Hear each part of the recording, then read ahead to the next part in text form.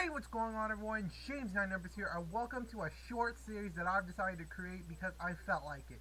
In this 12-episode series, we will be going through some of the events, new music, new disasters, new games, new memes, and anything that I could find on the internet, blah blah blah, sorry about that has occurred in 2021. I'm sorry that I'm posting this series late. I had some stuff that I had to take care of, but I finally took care of it. So yeah, I was originally supposed to be posting this in the end of December 2021, but due to some time constraints, I actually couldn't make it. So yeah, I'm making this up to you. Each video is going to be representing each month of the year in 2021. Duh. Now keep in mind that I'm probably going to be missing out on a lot of things, and most likely because I'm probably unaware of them at the time the video is recording. So, yeah, I came up with this idea back in September, and I had to go through the internet over the past 4 months just to see if there was anything that I could find that I wanted to add in the video. I've been trying to keep track since, but I'm pretty sure there's probably a lot that I've been missing out on. So if you want to, you can tell me in the comments below! As long as YouTube doesn't disable my comments again, like, god damn it, YouTube! Why are you doing this to some of my videos, god? Come on, YouTube!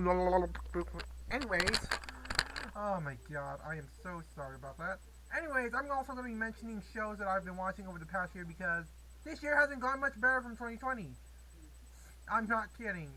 And yes, I'm looking at my screen right now. I'm trying to read my script because there's no way I can remember all the words. Anyways, also there's going to be a chance that there will be some spoilers for some of what I'm talking about, so I'll make sure to post timestamps so you guys can actually skip forward. Also, some of the movies I've mentioned throughout the series that I actually haven't watched them at all. So I'm only summarizing the synopsis just so that way I can understand just what in the world the movie's about. So with that being said, I hope you all enjoy. On October 1st, hip-hop artist, I think, and rapper Tom MacDonald released his music video called America. In the music video, he begins his song by sending a message about the nation being scarier due to supposedly Democrats wanting to betray their country and spit on those who fought for it, like the police officers and our soldiers. Which, you're all, I don't know, maybe. Well, people seem to have very divisive issues, especially now in 2022 where the midterms are coming up, but anyways. Yeah, it also talks about the irony on America by the left being a threat to society about living in America even though they hate it, and he also in his song he also mentions about Republicans and liberals and how they're both at fault. And keep in mind, Tom MacDonald is basically rapping okay, let me rephrase that.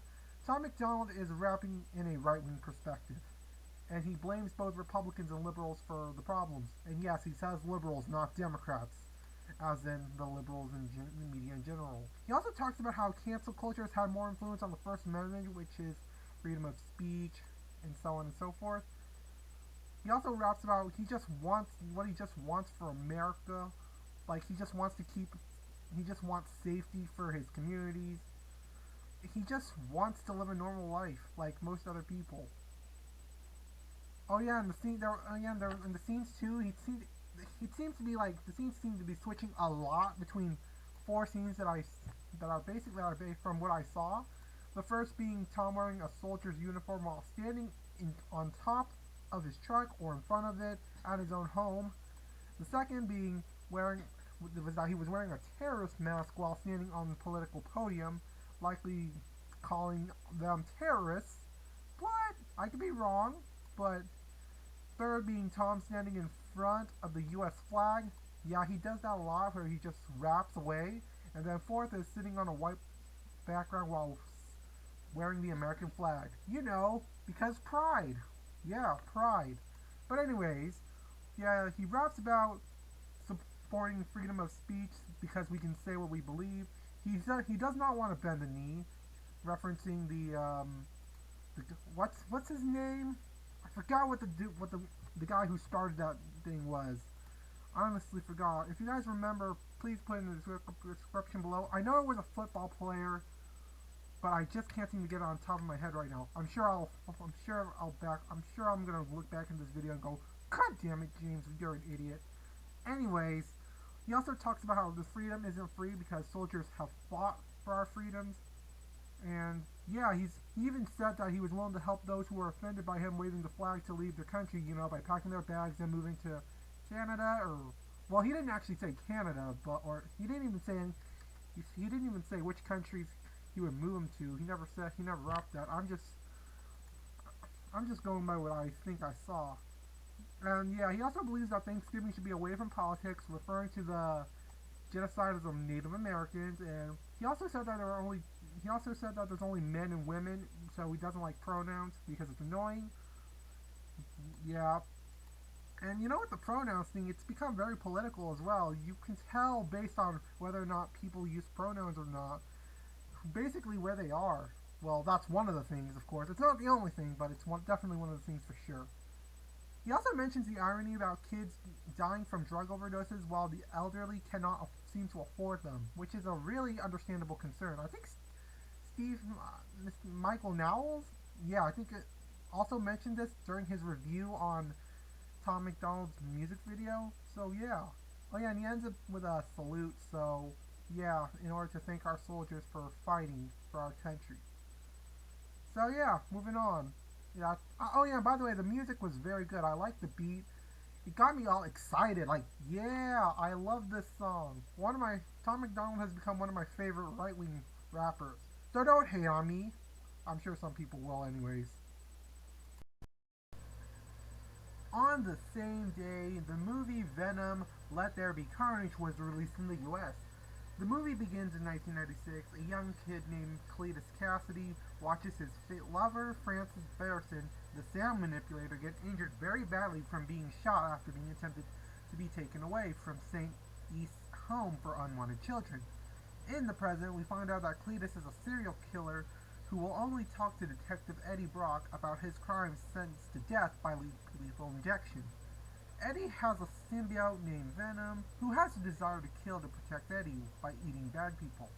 And then another character called Carnage prevents an execution, with Cletus and Carnage making a deal to free Bearson in exchange for destroying Eddie and Venom. After a hostage crisis, we find out that all Cassidy ever wanted was to be Eddie's friend, before his head was eaten off. That is harsh. Like, come on, dude. After the events, Brock and Eddie go on vacation to think about what's next for them. Yeah, it is very insane. That's messed up, dude. That's justice for you right there. Alright, on October 2nd, the chant Let's Go Brandon went viral after an interview with Brandon Brown, who had just won his first Xfinity Series win at NASCAR, is posted on the web. The interviewer dunningly mistaken Let's Go Brandon to fuck Joe Biden, which it wasn't really a mistake. She tried to cover it up, but it backfired miserably. So yeah, since then, conservatives used that chant on TikTok and other social media sites to display their displeasure for Joe Biden. Even members of the US Congress got in on the action. There's also a rap song for this by Loza Alexander, which I will be putting in the link in the description below if you want to check it out. And yes, other people posted rap songs as well. And yeah, in fact, someone even said the phrase during a flight, and it actually resulted in an investigation. They also got kicked, by the way. So yeah, all because of a phrase. Wow. And Brandon didn't even want to be political either. He just got dragged by the news reporter. Hashtag blame the news reporter. Alright, on October 3rd, former Facebook employee and data scientist Frances Haugen, if I said that right, came out as a whistleblower on a 60 Minutes interview. She quit her job after the 2020 presidential election when she and her colleagues were told that they can get rid of civic integrity due to there being no riots. Prior to that, she leaked documents to the Wall Street Journal. Among them were celebrity treatment compared to everyone else, lack of acknowledgement on human trafficking, and knowledge about how harmful Instagram was to teens.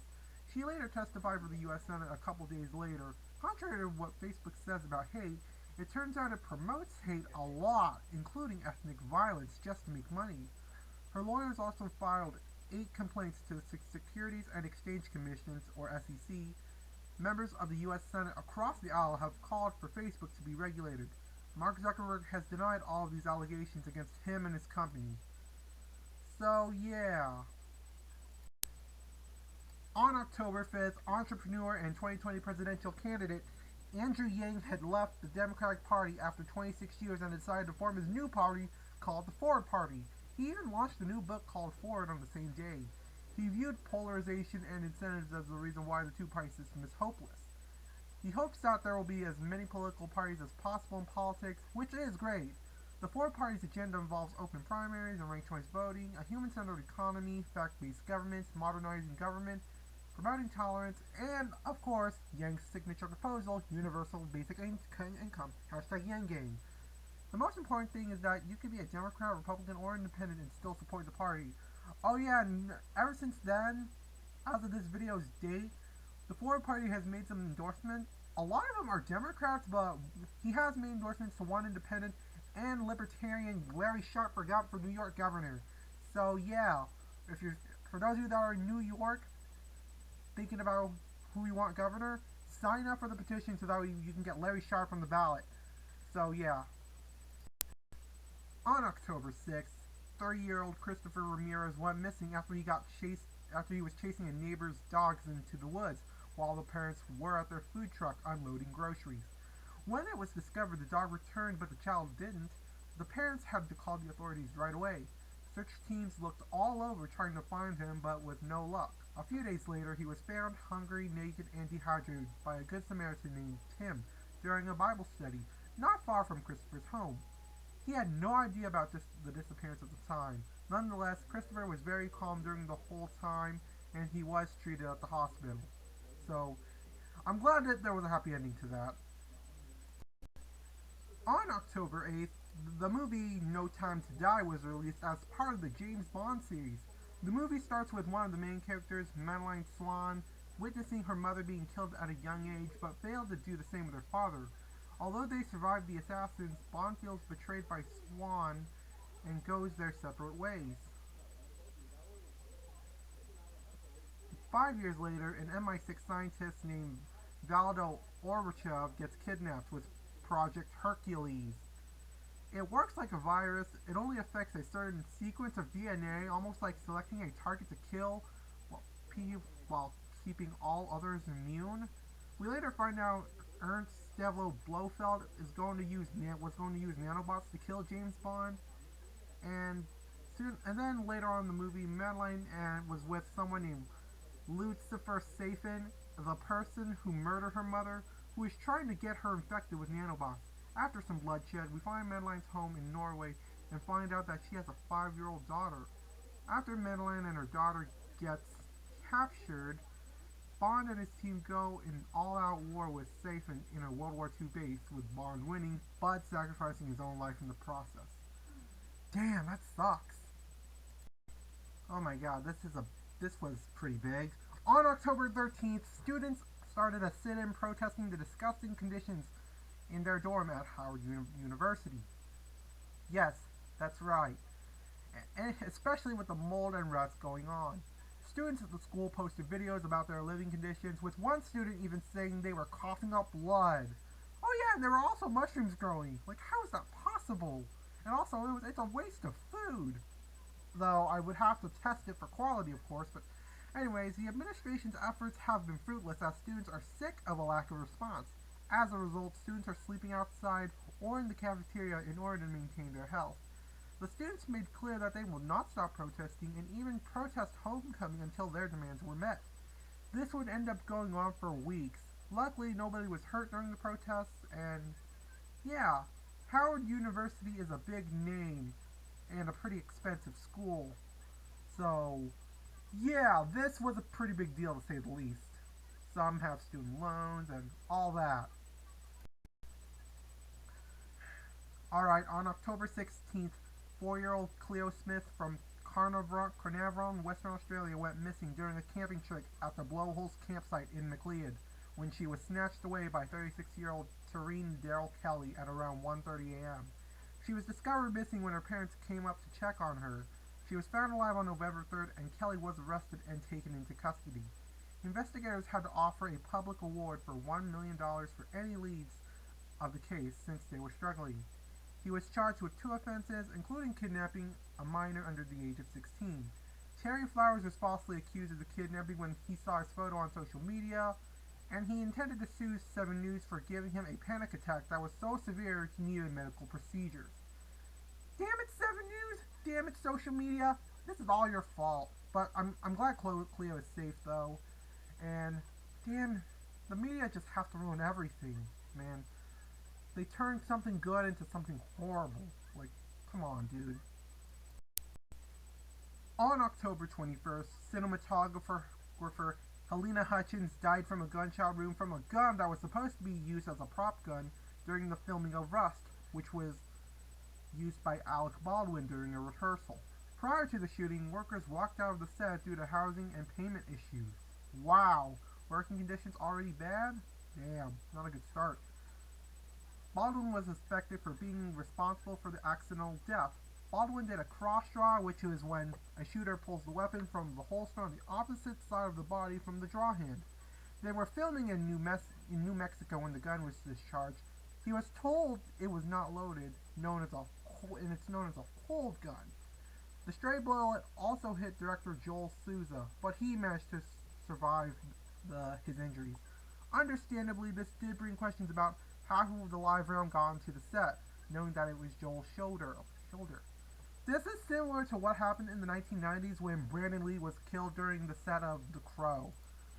But anyways, police turned this into a criminal investigation given the strange circumstances. The weapon was a black revolver by an Italian company specializing in 19th century reproduction. Baldwin made a 13-minute video reflecting on the events on Instagram. A lawsuit was filed by script advisor Marty Mitchell, who witnessed the incident because she believed the shooting was intentional. She also said that safety protocols were ignored during the time, which explains the officer's suspicions. She sued him for damages, attorney fees, loss of future earnings, and punitive damages. Damn, Alec. And I think he's a Democrat too, so this is crazy.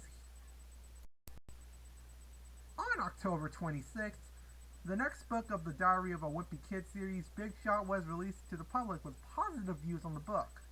Diary of a Wimpy Kid is a book series revolving around the events and life of the main character, Greg Heffley. In the book, his school is hosting a field day which goes so horribly wrong for him, he retires from sports.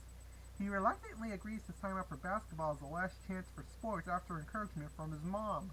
With tryouts going as bad as he expected, he's shocked that he even gets picked at all to be on the worst team. To be honest, I haven't even read the book yet, but looking at the synopsis, it is very interesting. His mom also ends up playing a big role in this chapter of the series as a coach. And yeah, I'm sure Greg will blow it all, but hey, you gotta give Greg some faith, man. On October 28th, the game Riders Republic was released. In the game, you play as a rider and you get to ride on vehicles. You can even do flips, and so on and so forth. There are bike races, which in usual racing games, you gotta make it to the finish as fast as you can. You can do so much other stuff like snowboarding, where doing tricks is key to win. There's so much you can do, and you can even get on a jet ski. It's an online multiplayer game, so there will be people playing at the same time as you are.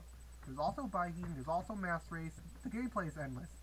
People have been posting videos on this game a lot, so I'll be linking some in the description for you all to check out. On October 29th, YouTubers Mr. Beast and Mark Rober launched a campaign called TeamSeas with the goal of removing 30 million pounds of trash by 2022. Every $1 a person donated equaled 1 pound of trash removed from the ocean. Did I say trash? I meant trash. Hundreds of creators such as DanTDM, Azzyland, Infographics Show, and Tommy Innit also helped in the project. Half of the money raised would end up going to the volunteer beach cleanups and trash fishing, while the other half would go to trash-eating robots, which would help remove the trash for people. That means technology will be used to help clean up trash on a daily basis, which is very, very, very important, especially with automation and all that. By the time the end of December came, they were only at $26 million. He even did a stream for TeamSeas. Mr. Beast did a stream for TeamSeas because it was going so bad. Maybe 30 million was too ambitious. A man by the name of Austin Russell donated $4 million, narrowly accomplishing their goal in a nick of time. Austin Russell is a tech mogul who is the founder and CEO of Luminar Technologies. When he was 17, a self-made billionaire, the goal of his company is to make autonomous transportation safe and ubiquitous. he has a chance of being the next Elon Musk at the rate his net worth is growing. So yeah, thanks for saving the seeds, dude. On the same day, 13-year-old Nathan Torres went missing in Hemet, California after running away on his bike. His family filed a missing persons report the next day. He was at Moreno Valley Hospital after suffering a horrible injury while on his bike, resulting in a brain injury. The accident occurred 30 minutes after he rode his bike away from home. He wasn't able to be found earlier because the health system had him listed as John Doe. He was mistaken to be 20 to 21 years old, sorry about that, by doctors and nurses. He was finally found 5 days later when a sheriff deputy saw the missing person sign and notified the family. Yeah, body identification will certainly need to be worked on if in the future for sure. So, yeah, if you guys have any plans on how to deal with stuff like this, contact your political authorities so that way we can get stuff done. So yeah, moving on. And lastly, on October 31st, a 24-year-old man who was dressed up as the Joker stabbed 17 people on the Tokyo train at 8 p.m. local time. The train was heading to the city center where many people were going for Halloween gatherings. He also caused the fire as well after pouring his cigarette lighter fluid all over the train. He was calm throughout the incident. Passengers were breaking windows as a means to escape. People were generally shocked since the crime rate is so low in Japan. He did, however, fail to murder anyone at all at that point, so yeah. The reason why he stabbed people was so that he could get the death penalty. I'm not kidding. He wanted to get the death penalty. Why? It's just why? He said he wanted to die, but not by himself, after struggling to find friends and a job. One of the victims, a man in his 70s, was in critical condition. That's hard. That's hard. Anyways, guys, that's the end of the video. I hope you guys have enjoyed it, and I'm sorry it's been so long since I've posted one of these episodes, but hey, I only got 2 more of these left. So, yeah. I'm not going to be doing a series like this again because my schedule is not perfect. So, yeah. And making this series actually takes up a lot of time. So, yeah. Hopefully I'll see you guys later. Peace.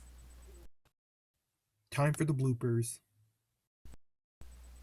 On October 1st, rapper and I think hip-hop artist, I don't know, Tom MacDonald released his music video called America. Now, in the beginning of the music video, Tom begins his song by sending a message about the nation being so much scarier nowadays due to supposedly Democrats, is what I would assume, betraying their country and wanting to spit on those who fought for it, like the police and soldiers. And after that, he starts singing about people complaining about America in general and why people hate it so much, and some irony about damn it.